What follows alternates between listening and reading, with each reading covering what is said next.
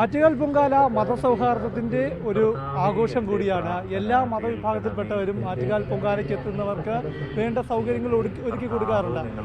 പാളയം cent Joseph കത്തീഡ്രലിൽ നാളെ പൊങ്കാലയ്ക്ക് എത്തുന്നവർക്ക് വേണ്ടി അവർക്ക് അടുപ്പ് കൂട്ടുന്നതിന് വേണ്ടിയുള്ള സൗകര്യങ്ങൾ, ഒപ്പം തന്നെ അവർക്ക് ഭക്ഷണം എല്ലാം ഒരുക്കിയിട്ടുണ്ട്. നമ്മോടൊപ്പം പാളയം പള്ളിയിലെ അധികാരികൾ തന്നെ ഉണ്ട്. നമസ്കാരം. നാളെ എന്തൊക്കെ ഒരുക്കങ്ങളാണ് ഒരുക്കിയിരിക്കുന്നത്? കഴിഞ്ഞ വർഷങ്ങൾ പോലെ തന്നെ ഈ വർഷവും ഇടവക കൗൺസിൽ വളരെ താല്പര്യപൂർവ്വം ഇതിനെപ്പറ്റിയുള്ള ആലോചനകൾ നടത്തുകയുണ്ടായി.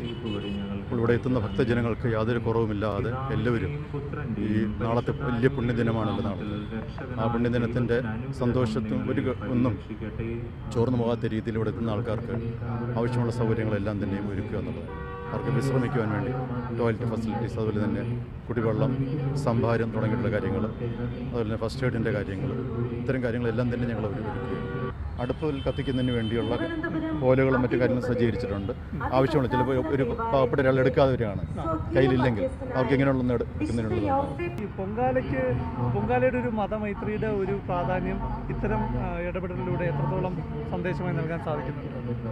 വളരെ വലുതാണത്. കാരണം ഈ ഒരു മഹോത്സവം എല്ലാ മതസ്ഥരും, ക്രൈസ്തവ മുസ്ലിം മതസ്ഥരും കൂടെ ചേർന്ന്, ഹൈന്ദവ സഹോദരങ്ങളോടൊപ്പം ചേർന്നാണ് ഇവിടെ നിർവഹിക്കപ്പെട്ട് കാണുന്നതെല്ലാം. ഒരു സഹോദര മതത്തിൻ്റെ ഒരു ആധ്യാത്മികത എന്നുള്ള നമ്മുടെ ആധ്യാത്മികയുടെ ഭാഗമാണ്. ആ രീതിയിൽ കാണുകയാണ്. പ്രത്യേകിച്ച് ഇപ്പോൾ ഒരു വ്രതത്തിൻ്റെ ഒരു കാലം കൂടിയാണല്ലോ ക്രൈസ്തവ, ഒരു പുണ്യ കാലഘട്ടമാണ്. നാളെ അതിൻ്റെ സായുജ്യത്തിൻ്റെ ഒരു ദിവസം കൂടിയാണല്ലോ. ഓരോ മതസ്ഥർക്കും അതിൻ്റെതായിട്ടുള്ള പ്രത്യേക ദിനങ്ങളുണ്ടെങ്കിലും ഈ ദിനം, നാളത്തെ ദിനം ഇവിടെ നമ്മളെല്ലാവരും ഒരുമിച്ച് ആഘോഷിക്കുന്ന ഒരു ദിനമായിട്ട് മാറ്റുന്നു. പിതാവ് പറഞ്ഞതുപോലെ തന്നെ എല്ലാവരുടെയും ഒരു മൈത്രിയുടെ ഒരു ആഘോഷം കൂടിയാണ് പൊങ്കാല.